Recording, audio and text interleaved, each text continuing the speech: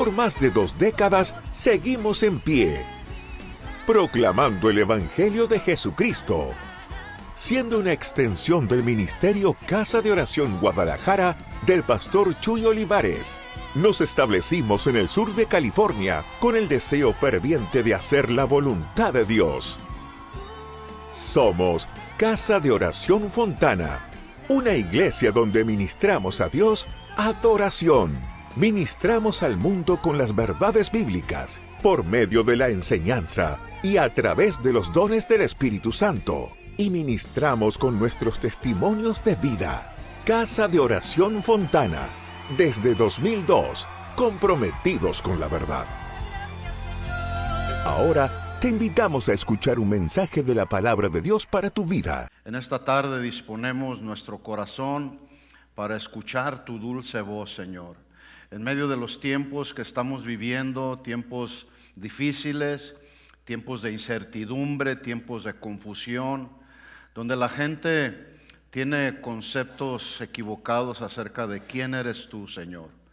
Pero nosotros entendemos y comprendemos que tú eres el Santo Hijo de Dios. Eres Dios y eres Jesús, el Hijo de Dios, que está sentado a la diestra del Padre y desde ahí estás gobernando, desde ahí estás intercediendo por nosotros. Desde ahí nos estás mirando, nos estás observando. No hay nada que escapa de tu mano porque eres soberano, eres poderoso y a ti sea toda la gloria, toda la honra y todo el honor. Y todos decimos amén, amén y amén. ¿Puedes darle un aplauso de alabanza a Él? Él lo merece, Él es el Señor. Gracias, gracias Señor por tu palabra. Bien, para los que anotan ahí, la mayordomía de la multiplicación. Vamos a ver qué significa esto. Seguimos pues hablando de mayordomía y voy a tratar de conectar el mensaje de hoy con el mensaje de la semana pasada, donde hablamos acerca de la mayordomía de la obediencia. Y a manera de repaso dijimos que la verdadera mayordomía no se mide por lo que decimos que sabemos, sino por cuánto de lo que sabemos obedecemos. Y además dijimos que si Jesús es tu Señor, tu obediencia, mi obediencia, será la evidencia del señorío de Jesús en nuestras vidas. Y la consecuencia será que tu obediencia irá construyendo cada día un cimiento sólido en la vida cristiana. Esto con el fin de que en el día que toda mayordomía sea evaluada, pues podamos escuchar entonces las palabras de Jesús diciendo: bien, buen siervo y fiel, sobre poco has sido fiel, sobre mucho te pondré, entra en el gozo de tu Señor. ¿Cuántos quieren estar ahí en el gozo del Señor? Bueno, pues aquí caminamos la vida cristiana en obediencia. Así que nadie debe llamar, sí puede, pero nadie debe llamar a Jesús Señor si no está dispuesto a obedecerlo. Porque cuando un creyente obedece, el poder de Dios aparece. En otras palabras, la obediencia no es solamente un proceso, es el comienzo de algo mucho mayor que viene a nuestras vidas. Es cuando se hace necesario, cuando entonces el Señor empieza a bendecirnos, cuando entonces el Señor nos empieza a encauzar en algo mucho mayor, es cuando precisamente se hace necesario que seamos buenos mayordomos o buenos administradores de lo que Dios va multiplicando. Escucha este principio. En el reino de Dios, lo que se obedece siempre será multiplicado. Voy a repetir el principio para que eches mano de él. En el reino de Dios en el cual pertenecemos todos, lo que se obedece, si obedeces la palabra de Dios se va a multiplicar en tu corazón. Si obedecemos los mandamientos del Señor, entonces el consuelo, la fortaleza, la paz, el gozo se van a ir multiplicando en nuestras vidas, porque así es Dios. Cuando obedecemos su palabra nos bendice y se multiplica. Por eso el tema, la mayordomía de la multiplicación. ¿Qué significa esto? No les voy a hablar un mensaje de prosperidad, Da 1,000 para que se te den 10,000. No, nada que ver con eso. Además, aquí no predicamos de esa manera. Entonces, ¿qué significa la mayordomía de la multiplicación? Bueno, esa pregunta nos lleva a otra pregunta. ¿Qué hacemos cuando Dios nos confía más? De eso se trata. En otras palabras, Dios no pide obediencia solamente para probarte, aunque nos prueba. Más bien, lo que pide Dios cuando nos prueba, nos pide porque nos quiere confiar más. ¿Estamos claros en eso? ¿Sí? Entonces, y la pregunta es, cuando Dios te confía más, ¿qué hacemos? ¿Cómo lo administramos? Voy a poner un ejemplo que viví en esta semana con uno de mis nietos, de los 10 que tengo. Uno de mis 10 nietos, el que tiene 3 años, un niñito de 3 años, tuve una experiencia con él, con Liam. Y esta experiencia que tuve con él en esta semana me va a ser útil para continuar con el mensaje. Llegó a mi casa y me enseñó, traía en su mano 3 carritos, ¿verdad? Y ya ahí contento me estaba enseñando los 3 carritos. Entonces agarré uno, le quité uno y le dije, mira, si tú me das uno, yo te voy a dar 3. Y luego se me queda viendo así como los niños luego lo hacen, ¿no? Y seguí insistiendo con él. Le dije, acuérdate, si me das un carrito, yo te voy a dar 3. Y decía, lo puse a pensar. Y de repente yo creo que ahí en su pensamiento de pequeñito, yo creo que él empezó a pensar, ¿se lo daré o no se lo daré? ¿De verdad mi abuelo me comprará otros 3? ¿Sí? ¿Qué creen que hizo? ¿Qué creen que hizo? Porque cuando se lo pedí, luego inmediatamente hizo esto, ¿no? Entonces, como yo seguí insistiendo, lo puse a pensar. ¿Y qué creen que hizo? ¿Qué creen que hizo? Me dio 1. Sí, me dio 1. Entonces ahorita tengo el compromiso de darle 3. No se los he dado, ¿verdad? Entonces, y cuando se fue, me dijo, dame mi carrito, ese es el carrito que mi papá me compró. Y se lo regresé. Pero el punto es este. Yo estaba probando su corazón, ¿verdad? ¿Qué aprendemos de este ejemplo? ¿Cuántas veces nosotros como cristianos nos comportamos como mi nieto Liam?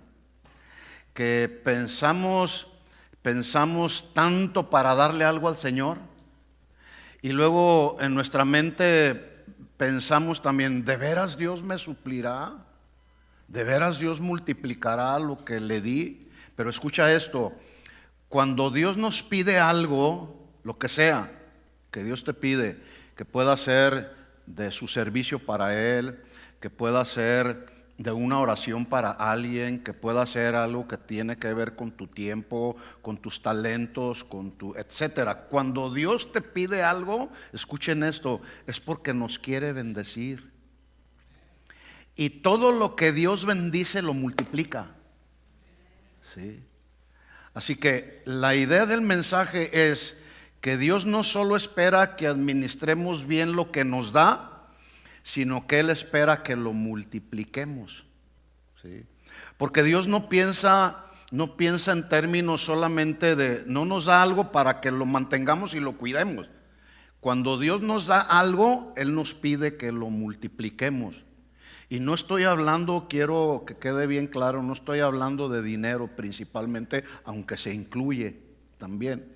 Muchas veces creemos que estamos siendo buenos administradores o buenos mayordomos porque no se pierde nada de lo que Dios nos encomendó, porque nos mantenemos estables o conservamos en nuestras manos o nuestro corazón lo que Dios nos ha confiado. Pero en la parábola de los talentos, el problema que surgió ahí no fue un problema que se perdió algo, sino que fue algo que no se multiplicó. ¿Sí?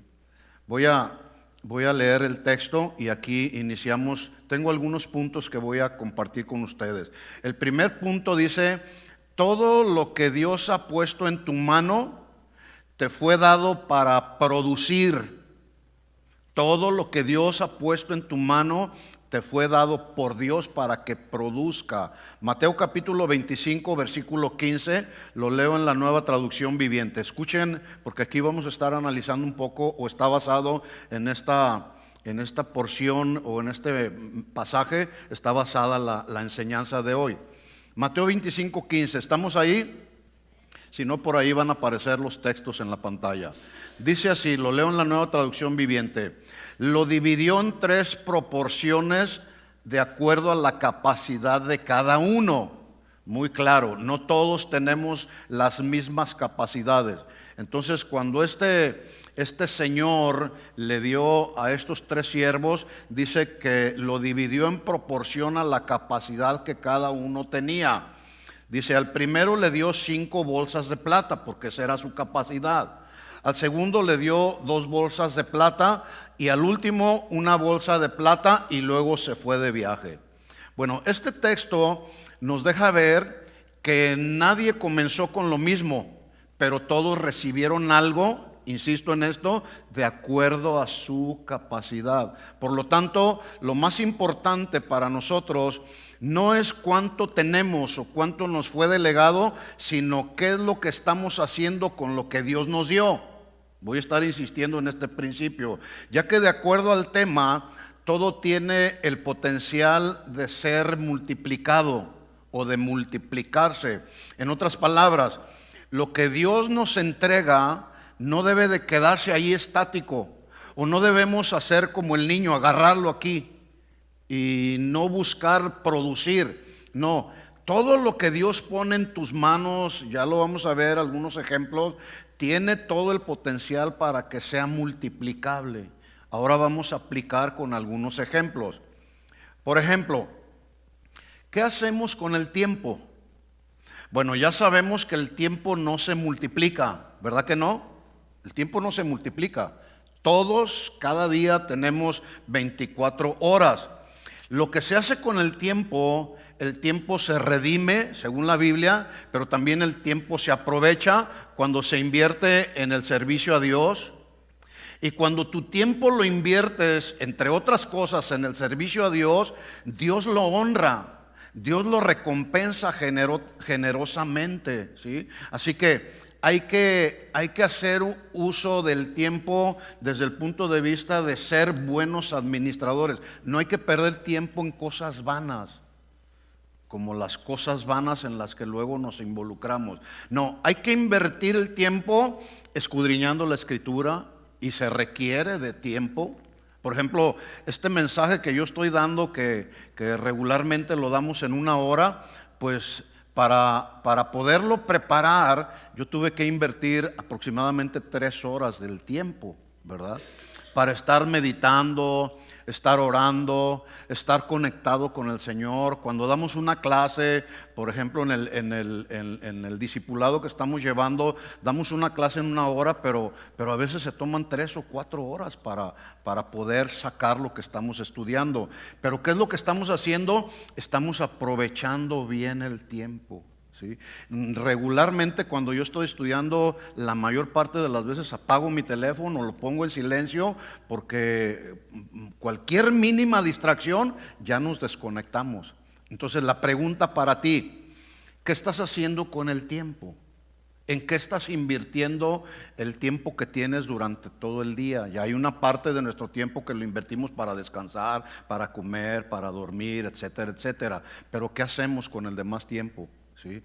Buena pregunta, porque si tú aprovechas bien el tiempo que Dios te está poniendo en tu mano, entonces el Señor lo va a bendecir, ¿de acuerdo? Otro ejemplo, a manera de pregunta también, ¿qué hacemos con los dones que Dios te dio? Con los dones que el Señor nos ha dado. De igual manera, los dones en el ministerio no se multiplican. Es decir, nosotros no tenemos la capacidad para crear nuevos dones, porque los dones provienen de Dios. ¿Estamos de acuerdo en eso? ¿Sí? Pero sí, cuando Dios ha puesto un don o nos ha dado un regalo que proviene de Él, si ese regalo o ese don produce un impacto o un alcance que se debe de reproducir en otros, ¿sí? Ese don o mejor dicho, un don que no se usa. Imagínate, tienes un don que Dios te dio, por ejemplo, en la predicación y no predicas, o un don en el servicio y no sirves, o un don en la música y no haces música. O sea, cuando un don no se usa, se estanca. Cuando un don no se usa, queda ahí inactivo. No solamente ese don no se fortalece, sino que tampoco crece. Y por supuesto que tampoco causa un impacto ni se reproduce en la vida de los demás, de quienes nos rodean. Escuchen esto, mis hermanos. Dios no diseñó el ministerio y dio dones a la iglesia o dio dones a los hombres para que terminen en una sola persona, sino para que su obra crezca y sea perpetuada a través de otros. Por ejemplo, yo he conocido a través del tiempo que llevo caminando con el Señor, he conocido pastores que murieron y se murió la iglesia, se murió la congregación. ¿Por qué? Porque no hubo reproducción. El pastor no fue diligente en traer o dar formación a otros nuevos siervos de Dios. En 2 de Timoteo capítulo 2 versículo 1 encontramos un ejemplo muy interesante acerca de la reproducción. Sígame con su vista por ahí. 2 de Timoteo capítulo 2 versículo 1. Dice Pablo al joven pastor Timoteo: tú pues, hijo mío. Pregunta: ¿Pablo tuvo hijos? ¿Hijos biológicos? No, pues ¿cómo si no se casó? ¿Verdad? Bueno, pero sí tuvo muchos hijos espirituales, ¿sí? Y Timoteo era uno de ellos. Entonces dice ahí: hijo mío, hijo por supuesto espiritual, esfuérzate en la gracia que es en Cristo Jesús. La gracia de Dios nos sostiene en todo nuestro caminar diario. Versículo 2: lo que has oído de mí.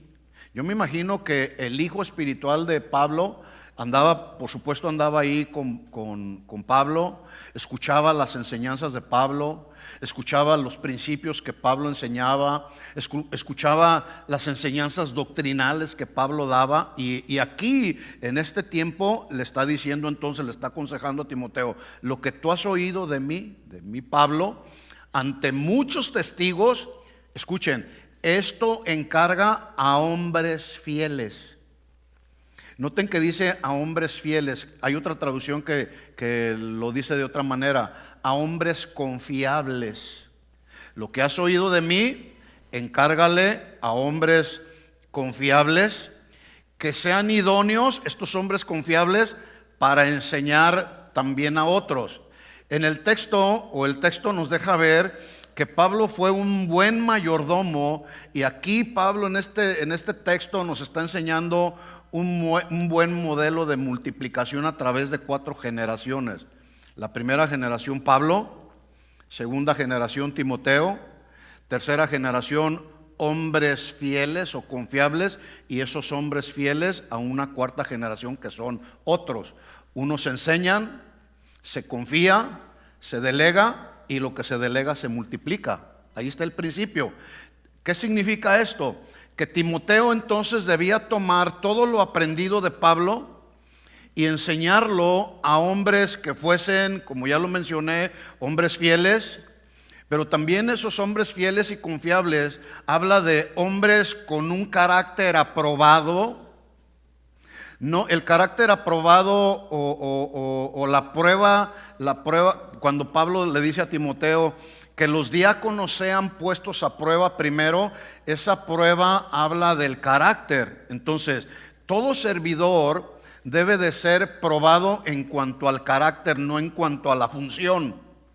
No se trata de saber si predicas bien, no se trata de saber si adoras bien, se trata de saber si tienes un carácter como el carácter de Cristo, que eres obediente, que eres manso, que eres humilde, que eres enseñable, etcétera, etcétera. Entonces, Timoteo debía tomar las enseñanzas de Pablo, enseñarla a hombres confiables. Estos hombres confiables deberían de tener un carácter aprobado, pero también estos hombres confiables deberían ejercer un don, pero un don espiritual para el beneficio de la iglesia. ¿Se entendió bien el punto? que a su vez estos hombres con dones espirituales deberían de ser capaces de transmitir esas verdades que Timoteo les enseñaba, que había recibido de Pablo, a las generaciones siguientes, ¿sí? Escuchen esto, aquí aplicamos. Cuando tú veas a alguien detrás de este púlpito, no digas, y ahora está el hermano aquí, no, ahora no está el pastor. No. Porque lo importante, mis hermanos, no es el mensajero, lo importante es el mensaje del que se está hablando. Es ahí donde nosotros tenemos que enfocarnos, ¿sí? Entonces, cuando usted vea a alguien detrás de este púlpito o algún encargado de algún departamento, sea un hombre o sea una mujer que está presidiendo o que está enseñando, tengo que decirles que primero son hombres y mujeres confiables. Son hombres y mujeres probados y no son hombres o mujeres improvisados.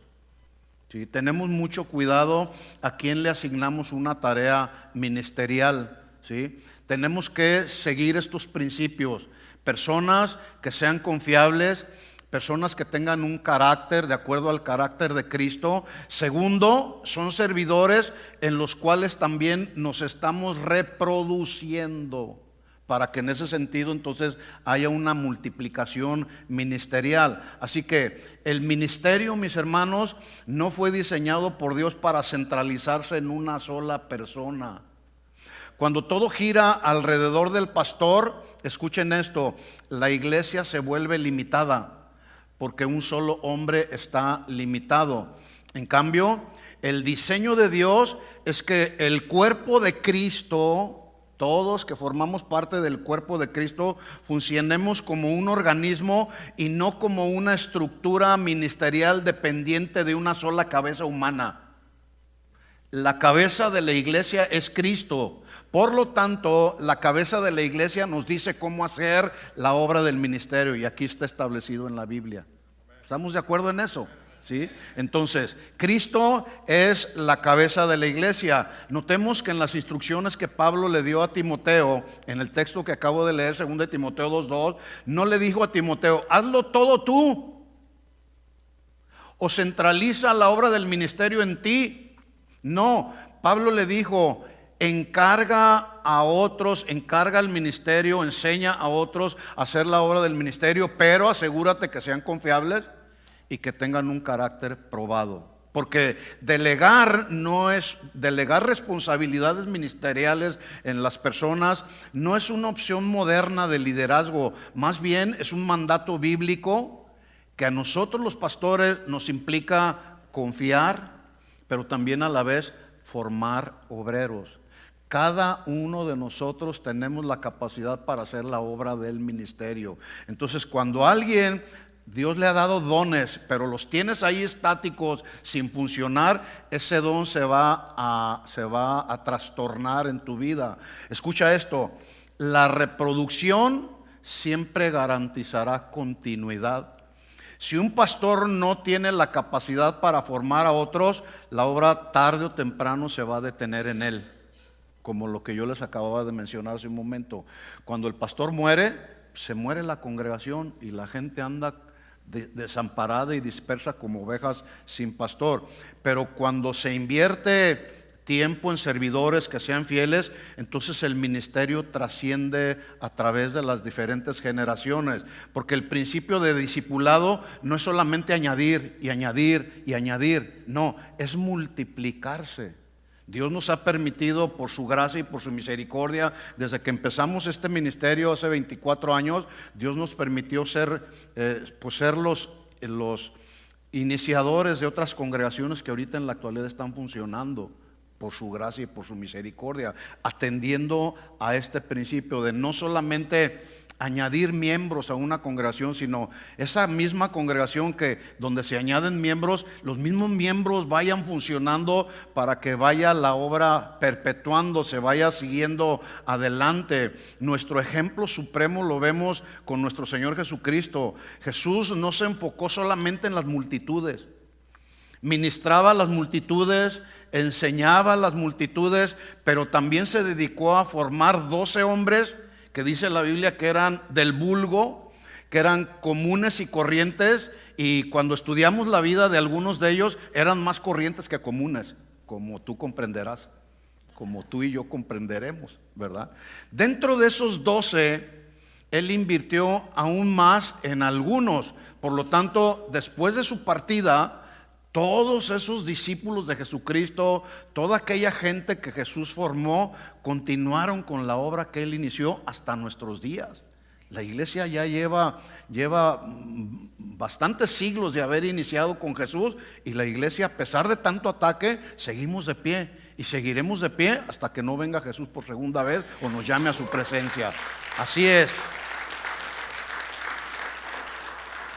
Así que entendamos pues esto, mis hermanos. Un ministerio centrado en una sola persona se va a limitar, pero un ministerio que forma a otros se va a multiplicar. Y toda esta labor que hacemos a través de la predicación del Evangelio debe de llevar como propósito que tú te multipliques. Sembrar en ti la palabra, ¿sí?, para que la palabra siga corriendo, ¿sí?, y entonces cumpla el propósito por el cual la palabra es hablada. Ahora, otro ejemplo, ya vimos qué hacemos con el tiempo, y yo quiero pedirles que mientras estamos poniendo los ejemplos, tú vayas meditando en la condición de tu vida personal, porque de eso se trata. Yo sé qué hago con mi tiempo, yo sé qué hago con los dones que Dios me ha dado, pero la pregunta es, ¿qué haces tú con el tiempo y qué haces con los dones que Dios ha puesto en tu mano? El otro ejemplo, y ahora sí, aquí voy a hablar de dinero. No vamos a levantar otra ofrenda, así que no tiene de qué preocuparse. Nuestras ofrendas ya las levantamos y con eso estamos bendecidos, porque Dios ama al dador alegre. Entonces, la siguiente pregunta sería, ¿qué hacemos con el dinero que Dios ha puesto en nuestras manos? ¿Cómo lo administramos? ¿Se acuerdan del ejemplo de mi nieto? Porque no es agarrar, ¿sí? Porque si atendemos al principio que hemos estado enseñando, Dios es el dueño de todo, nosotros somos solamente administradores, ¿sí? Entonces, como administradores, no debemos vivir solamente agarrando, ¿sí? La misma mano que te da, o con la misma mano, mejor dicho, que recibes, es con la misma mano que debes de dar, ¿de acuerdo? Porque si te la vives agarrando, entonces lo que te quedas aquí en tu mano, ahí se va a quedar. Y está bien, a lo mejor tú dices, bueno, pues aquí lo voy a tener, pero escucha esto, si no abres tu mano para dar, no esperes que se te multiplique lo que das, ¿sí? Estamos hablando de este principio. En el Evangelio de Marcos, en el capítulo 14, se narra un pasaje muy conocido de todos. Lo voy a narrar así rápido por cuestión de tiempo, para avanzar. Ahí se narra que los fariseos y los herodianos, que dicho sea de paso eran opositores entre sí por sus líneas que ellos manejaban, líneas doctrinales o su cultura. Ellos eran opositores, pero qué casualidad que en este momento se juntaron los fariseos y los herodianos para intentar atrapar a Jesús haciéndole una pregunta política y religiosa. La pregunta fue la siguiente: ¿es lícito pagar el impuesto al César, sí o no? ¿Cuál es la respuesta? Sí, porque algunos no tienen la convicción y dicen, no, yo no pago impuestos, yo mejor lo escondo o lo manejo de esta manera o no lo declaro. Si tú no haces lo que la Biblia dice, no esperes que eso con lo que retuviste se te multiplique, ¿sí? Porque no estamos siendo íntegros. Y en ese sentido pretendieron agarrar a Jesús y le hicieron esta pregunta: a ver, Señor, sabemos que eres un hombre veraz, sabemos que eres un hombre correcto, por lo que escuchaban de él. ¿Es lícito pagar el impuesto al César, sí o no? Si Jesús decía que sí, lo verían como un colaborador y un aliado del gobierno romano. Pero si Jesús decía que no, lo acusarían de rebelión contra el poder de Roma. O sea, querían ver en qué movida lo agarraban. Incluso ahí en la misma narración se dice que Jesús vio la hipocresía. La hipocresía no, bueno, a veces se manifiesta, ¿no? A veces no es muy difícil poder ver cuando una persona es hipócrita, ¿no? Pero regularmente la hipocresía se alcanza a guardar muy bien, a disfrazar muy bien. Pero como Jesús es omnisciente, porque Él es Dios, Él pudo ver la hipocresía de ellos y su respuesta fue la siguiente. Por cierto que fue una respuesta que a ellos les sorprendió. Jesús les responde y les dice: pues denle al César lo que es del César y a Dios lo que es de Dios. Qué tremenda respuesta, ¿no? Muy balanceada. Bueno, con esta respuesta que estaba dando Jesús, Jesús no estaba dividiendo la pregunta en dos partes iguales. En otras palabras, no estaba poniendo al nivel de Dios a César. No, más bien está enseñando que lo terrenal tiene su lugar en lo terrenal. Y todo lo eterno, todo lo que tiene que ver con lo eterno, le pertenece solamente a Dios. Y eso es precisamente la enseñanza de Jesús. En otras palabras, Jesús les está diciendo: a ver, enséñenme la moneda. Y la moneda tenía la inscripción del César. Entonces Jesús les dice: bueno, dale la moneda al César o págale tus impuestos al César.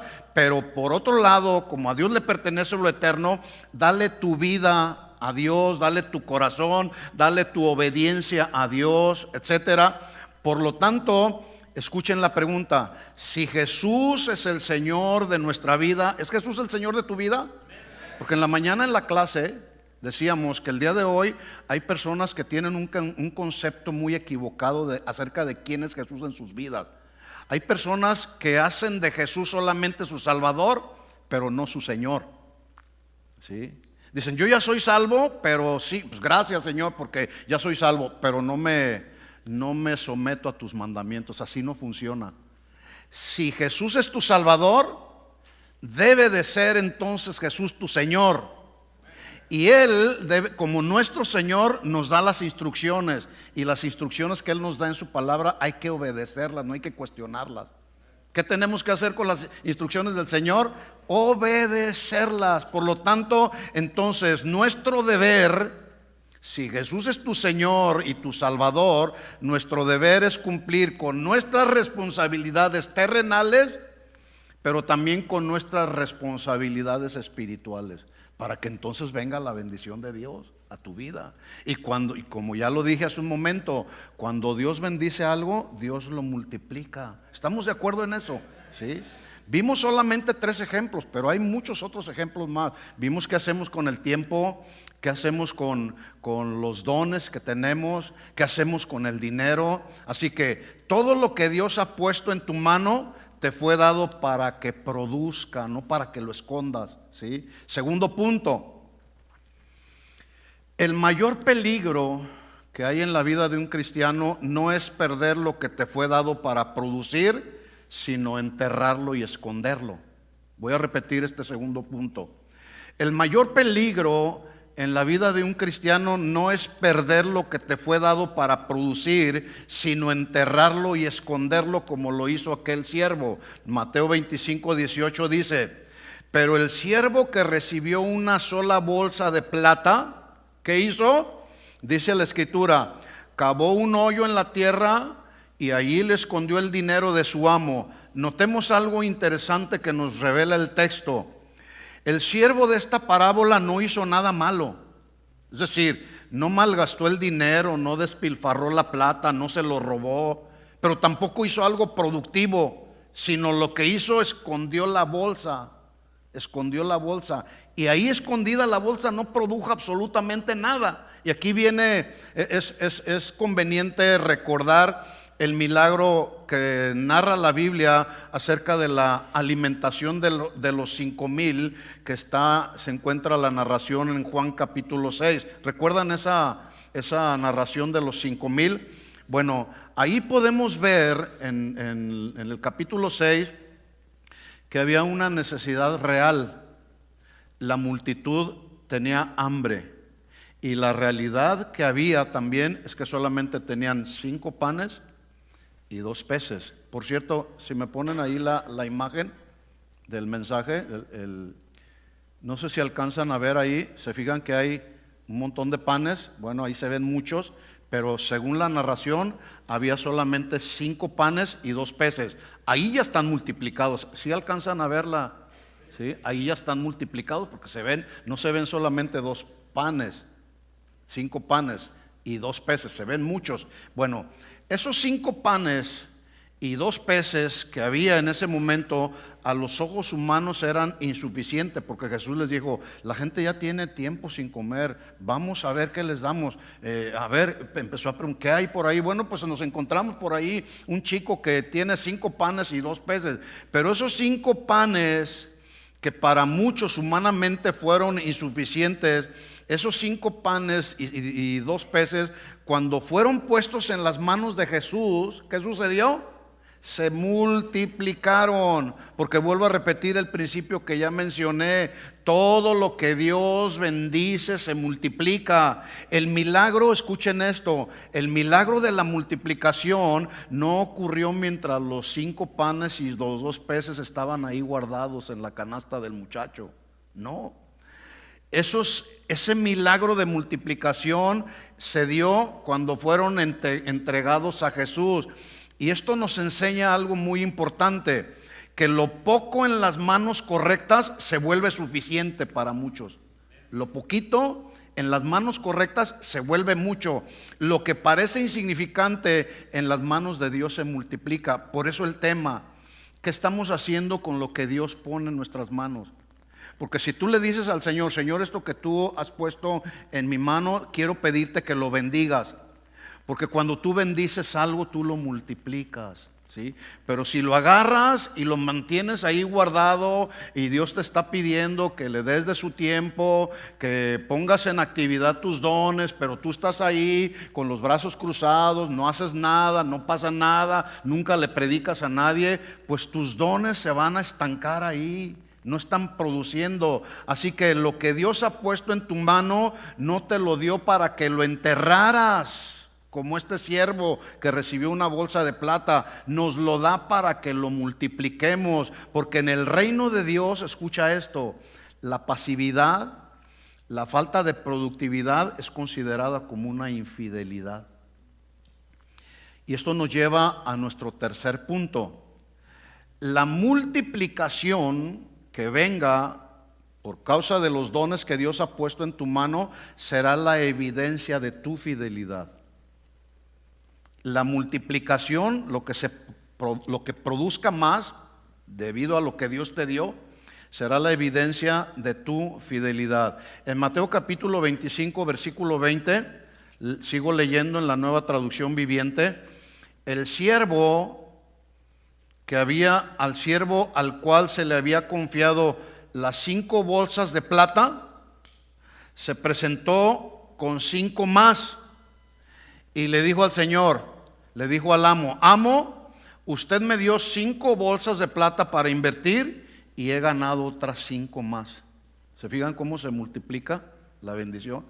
Y el amo lo llamó y lo llenó de elogios y le dijo: bien hecho, mi buen siervo fiel, has sido fiel en administrar esta pequeña cantidad que te di, así que de ahora te daré mucho más responsabilidades. Por lo tanto, ven a celebrar con tu Señor. El principio de la mayordomía de la multiplicación entonces tiene que ver con lo que Dios pone en nuestras manos, y cuando Dios lo bendice y lo multiplica, ¿qué hacemos cuando Dios nos da más? ¿Sí? El elogio no fue por haber conservado lo que se le dio, porque este hombre de las 5 bolsas pudo haberle dicho: me diste 5 y aquí tienes las 5. No, el elogio fue no por haber conservado lo que se le dio, sino por haberse multiplicado, porque en el reino de Dios lo que se obedece con fidelidad se multiplica. ¿Estamos entendiendo bien? ¿Sí? En otras palabras, la obediencia con fidelidad siempre dejará fruto que honre a Dios. Y ese fruto será un fruto generoso, será un fruto que permanezca, será un fruto que sea bendición para otros. Por lo tanto, nuestro cuarto punto es: Dios siempre responde a la multiplicación con mucho más de lo que nosotros pensamos. Piensa por un momento cuando tú has estado en alguna necesidad y Dios te suple. Sin lugar a dudas, Dios nos ha dado hasta el día de hoy mucho más de lo que pensamos o de lo que imaginamos. Ya de entrada en este día, al momento de abrir nuestros ojos, nos dio la gracia de abrir nuestros ojos y ver la luz de este nuevo día. ¿Cuánta gente el día de hoy ya no abrió sus ojos? Sí. Pero tú y yo tenemos la gracia de Dios. Entonces, y si tú abriste tus ojos en el día de hoy, pues es porque Dios tiene un plan para tu vida todavía. Mientras estemos en este mundo, Dios seguirá teniendo un plan para tu vida o para mi vida. Entonces, el cuarto punto dice: Dios siempre responderá a la multiplicación con más. ¿Sí? Si tú multiplicas lo que Dios te da, Dios te va a dar más. Por eso decía al principio, cuando Dios nos pide algo es porque lo quiere bendecir y nos quiere dar más, para que podamos administrar mucho mejor. Al siervo que recibió una sola bolsa y que fue y que lo escondió, mira lo que le dijo, Mateo 25:26. Aquí está la sentencia: siervo perverso y perezoso, si sabías que cosechabas lo que no sembré y recogía lo que no cultivé, ¿por qué no depositaste mi dinero en el banco? Al menos hubiera producido, o al menos hubiera podido obtener algún interés de él. Entonces miren lo que ordena el amo. Entonces ordenó: quítenle el dinero a este siervo y dénselo ¿a quién? ¿A quién se lo dieron? Al que había producido otros 5 talentos, ¿sí? Al que había multiplicado los 5 que le fue dado. Y dénselo al que tiene las 10 bolsas de plata. Ahora viene aquí el texto para nosotros. Versículo 29. Escuchen esto: a los que usan bien, entiéndase también, a los que administran bien, a los que usan bien lo que se les dará más y tendrán en abundancia. ¿Cuántos quieren esto?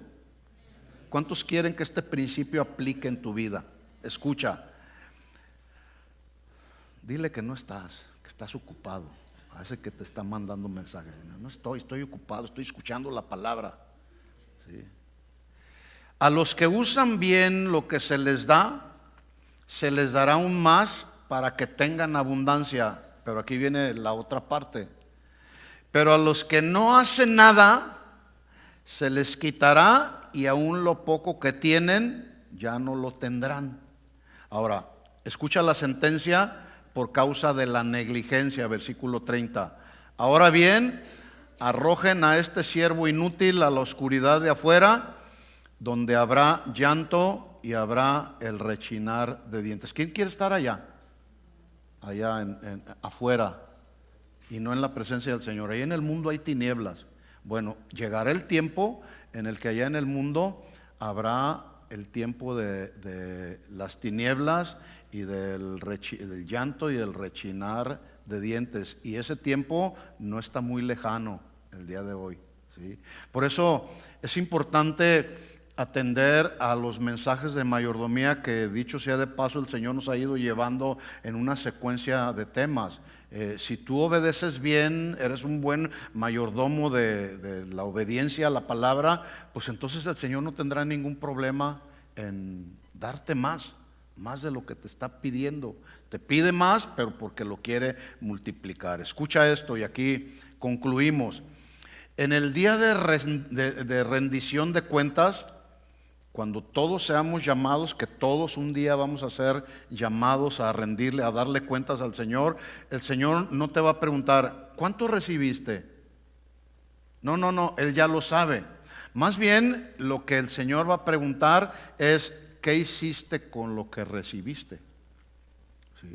Si te dio un negocio, si puso dinero en tus manos, si te dio dones, te va a decir, a ver, ¿qué hiciste con esos dones que te di?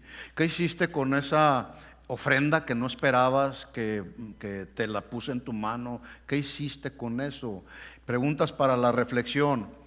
¿Estás multiplicando lo que Dios te encomendó o lo estamos escondiendo como el siervo malo y negligente? ¿Qué estamos haciendo? Porque repito lo que ya dije, si tú tienes algo escondido y no lo estás poniendo a la disposición del Señor, no esperes recibir más de Dios. No lo esperes.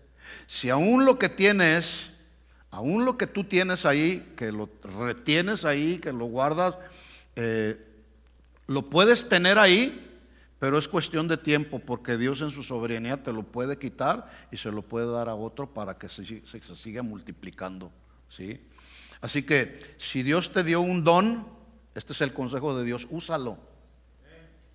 Si Dios te dio tiempo, te da tiempo, aprovéchalo bien, inviértelo bien.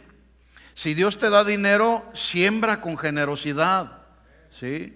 Siembra con el que tenga necesidad. Esta es la vida de los primeros cristianos y esa debería de ser la vida de los cristianos de hoy también. Que podemos ayudar a los que no tienen, los que tenemos, ¿verdad? O los que tienen pueden ayudar a los que no tienen. Y así la obra sigue adelante, porque la multiplicación comienza dando pasos de fe, pero también dando pasos de obediencia y dando pasos de fidelidad, siendo fieles a Dios en todo lo que Dios nos pida. Y escucha esto, cuando Dios comienza a multiplicar en tu vida, también comienza a probar tu corazón. El corazón siempre va a ser probado, nos prueba en la fe, nos prueba con nuestro tiempo, nos prueba cuando Dios pone dinero en nuestras manos, como a mi nieto, ¿verdad? A ver, tienes 3 carritos. Si el Señor te pide uno, ¿se lo das? Sí, Señor, aquí está, todo es tuyo. De lo recibido de tu mano, Señor, te damos. Ese fue el principio que manejó David, porque tenía un entendimiento correcto de que él solamente era un administrador de lo que Dios pone en nuestras manos. ¿De acuerdo? ¿Entendió el mensaje?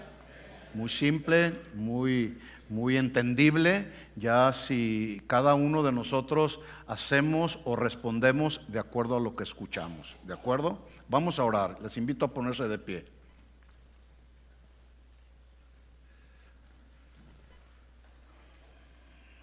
Cierra tus ojos ahí en tu lugar. Y te quiero pedir que pensemos un momento en esto que hemos escuchado. Señor, gracias porque has hablado a nuestro corazón. Cada día nos haces reflexionar a través de tu palabra, Señor, con el fin de que podamos entender tus procederes, entender que tú no eres Dios que buscas molestarnos. Tú eres un Dios que buscas producir en nosotros fruto que abunde, Señor. Así que todo lo que tú has puesto en nuestras manos, Señor, lo pusiste ahí para producir, para que produjera.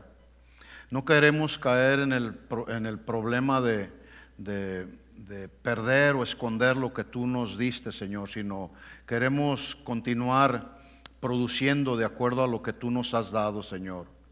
Porque cuando vemos la multiplicación de nuestro tiempo, del dinero que tú pones en nuestras manos, esa es evidencia de que hemos de alguna manera caminado en tu fidelidad o siendo fieles a ti, Señor.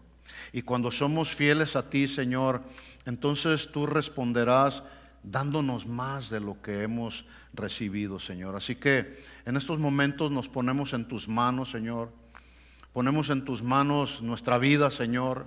Queremos cuidar también nuestra vida, ser buenos mayordomos de la vida misma, Señor, de nuestros pensamientos, de nuestras acciones, de nuestras relaciones unos para con otros. Somos un cuerpo en Cristo, que tu palabra dice que nos necesitamos unos a otros. También ahí, Señor, somos responsables de ser buenos mayordomos en nuestras relaciones como el cuerpo de Cristo que somos, Señor. Así que no queremos ser como ese siervo malo, perverso, negligente, que fue y escondió escondió la plata, el dinero, el don, el talento que tú le diste, Señor. No, queremos ser productivos en tu reino, Señor. Así que yo te pido en estos momentos que bendigas la vida de mis hermanos. Levanta tus manos un momento y dile al Señor: Señor, bendice mi vida. Bendice mi vida con tu sabiduría. Bendice mi vida con tu presencia, Señor. Que en mi vida siempre haya el deseo profundo en mi corazón por escudriñar tu palabra, Señor, y aprender de ella, y lo que aprenda de ella aplicarlo a mi vida, Señor. Y si tú bendices nuestra vida, Señor, sabemos que la madurez que venga a nosotros se multiplicará. Iremos creciendo cada vez más y más, Señor. No solamente en estatura, sino en sabiduría, como iba creciendo Jesús en estatura y en sabiduría. Queremos crecer en tu reino, Señor, para que tú seas honrado y seas glorificado en todo lo que hacemos, Señor. En el nombre de Jesús, si tú nos has dado dones, nos has dado talento, Señor, queremos que esos dones se vayan multiplicando, que hagan un impacto en el corazón de otros, Señor. Que podamos dejar una huella a las siguientes generaciones, así como lo hizo Pablo, Señor. Y al final él terminó diciendo: he acabado la carrera, he guardado la fe. Por lo demás me espera la corona de justicia, la cual tú darás, Señor, a todo aquel que espera tu venida o que es fiel a ti, Señor. En el nombre de Jesús, Señor, nos encomendamos a ti, Señor, y pedimos que nos guardes del peligro, que nos guardes de la maldad, que nos guardes de la duda, Señor. Sabemos que las cosas a nuestro alrededor no están del todo bien, Señor, pero tú prometiste estar con nosotros todos los días hasta el fin del mundo. Así que si tú estás con nosotros, ¿quién contra nosotros, Señor? Permaneceremos fiel hasta que tú vengas por segunda vez o nos llames a tu presencia. Gracias por tu palabra, Señor. Gracias por enseñarnos en esta tarde, Señor. Nos vamos bendecidos, Señor, para que esta palabra cumpla el propósito por el cual ha sido predicada, Señor. Que a ti sea toda la gloria, toda la honra y todo el honor siempre, Señor. En el nombre de Jesús todos decimos amén y amén. Dale un aplauso de alabanza al Señor. Gracias, Señor. A ti sea la gloria y la honra siempre, Señor. Amén. Despídanse unos a otros, lleven este mensaje en su corazón y hay que ponerlo en práctica. Que Dios les bendiga. Nos vemos el miércoles a las 7 o el próximo domingo a la 1 de la tarde. Dios de proezas, Esperamos que este mensaje haya sido de bendición y edificación para tu vida. Visítanos en cualquiera de nuestras reuniones, miércoles 7 p.m. y domingos 1 p.m. Estamos en el 17244 Randall Avenue, Fontana, California.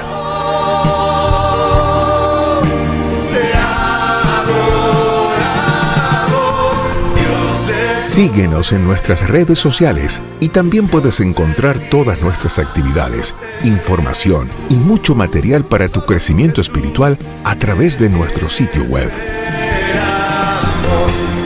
misericordia y tu bondad eterna son. Te adoramos hoy, Jesús. Comunícate con nosotros. Casa de Oración Fontana. Estamos para servirte. Levantamos tu nombre.